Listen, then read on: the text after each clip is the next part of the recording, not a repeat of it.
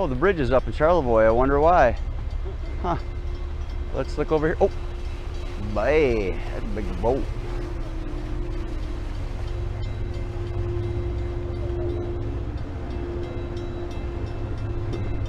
That's always fun to see it squeeze through there.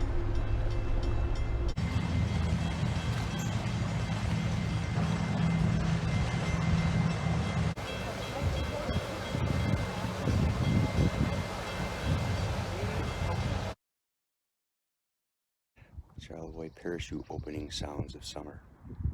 One of the unique sounds of Charlevoix in the summer, up here above this red maple, are two parachuters who just jumped out of the plane you hear off in the distance.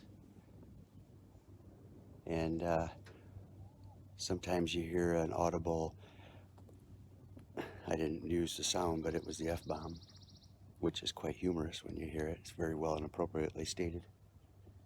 And sometimes you hear like just kind of crazy conversation, gibberish.